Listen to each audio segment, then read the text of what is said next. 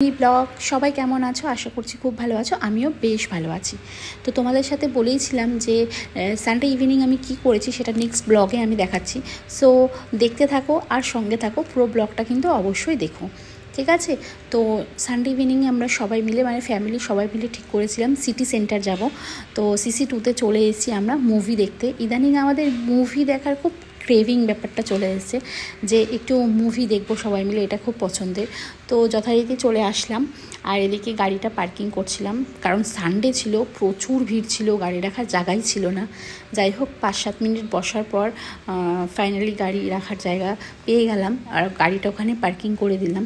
Finally movie দেখতে গেছিলাম, তো ভাবলাম যে মুভি দেখার তো টাইম অনেকটা রয়েছে, তো এদিকে ওদিকে একটু ঘোরা যাক। আর একটু চা খেয়ে নিচ্ছিলাম, তো সবাই মিলে একটু চা খেয়ে নিলাম। চা খেয়ে নিয়ে তারপর এদিক ওদিক একটু দেখছিলাম কি করা যায় কি না। অ্যাকচুয়ালি এই সানডেটা সবাই মিলে বেরোতে আমার ভীষণ ভালো লাগে, কারণ কি হ্যাঁ বরের সাথেও ঘুরি বেশিরভাগ টাইম, কোয়ালিটি টাইম স্পেন্ড তো করি বরের সাথে, বাট ফ্যামিলির সাথে বেরিয়ে যে এই যে মুভি দেখা এটা এখন এতটাও হয় না, খুবই কম ফ্যামিলির মধ্যে দেখা যায়।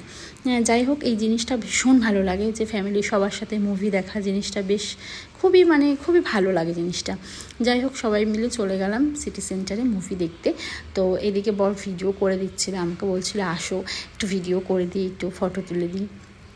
ওকে এই জিনিসগুলো বলতেই হয় না, কারণ ও জানে আমি ভিডিও করতে এবং ফটো তুলতে কতটা ভালোবাসি, নিজের থেকেই করে দেয়। যাই হোক হাতে যখন অনেকটা টাইম আমাদের ছিল মুভি দেখার, এখন অনেকটা টাইম বেঁচে ছিল, তো এদিক ওদিক একটু ঘুরে নিচ্ছিলাম। আর এদিকে ওপরে চলে গেলাম কিছু কালেকশান দেখতে। যেই আমি দেখে যাবেন ওই দেখো দেখতে পাচ্ছ, বলছে তোমার ড্রেস দেখলেই হয়েছে, শপিংয়ের কথা শুনলেই হয়েছে না, অমনি করতে ইচ্ছে করে। আচ্ছা তোমরা বলো তো মেয়েরা কোন মেয়েরা এমন আছে যে যারা শপিং করতে ভালোবাসে না? আমরা সব মেয়েরাই শপিং করতে ভীষণ ভালোবাসি। কি ঠিক বললাম তো? কমেন্টে অবশ্যই জানাও।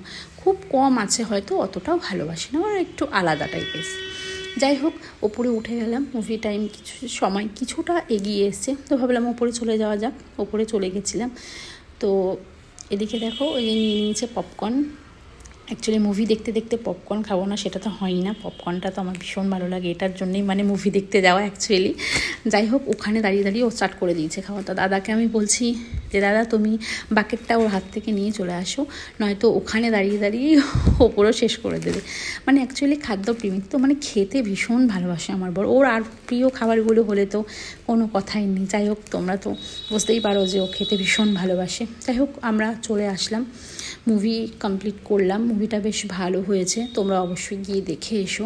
মুভি দেখা কমপ্লিট করে নিয়ে তারপরে ভাবলাম এবার বেরোনো যাক, অনেক রাত হয়ে গেছে, কারণ শো ছিল 8:30 থেকে, এদিকে বেরোতে বেরোতে অনেকটা টাইমই হয়ে গেছিলো, রাত হয়ে গেছে। আর এদিকেও আমাকে জিজ্ঞেস করছে কী গো কেমন দেখলি মুভিটা? আমি বললাম ভালোই দেখলাম, ডিটেকটিভ মুভি ভালোই লাগে আমার, বাট আবির ওটাই বেস্ট ছিল, এই চরিত্রটা আমার অতটা ঠিক ভালো লাগলো না। যাই হোক মোটামুটি খারাপ হয়নি।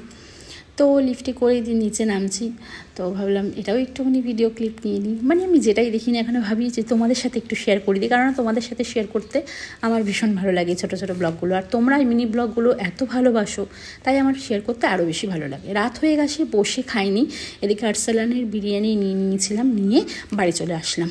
দেখতেই পাচ্ছ কত রাত হয়ে গেছে, 12:05 অলরেডি হয়ে গেছে। যাই হোক চলো এইভাবেই সানডে ইভিনিংটা কাটলো। আর ব্লগটা তোমাদের যদি ভালো লেগে থাকে তাহলে লাইক, কমেন্ট অ্যান্ড শেয়ার করতে ভুলো না কিন্তু। টাটা।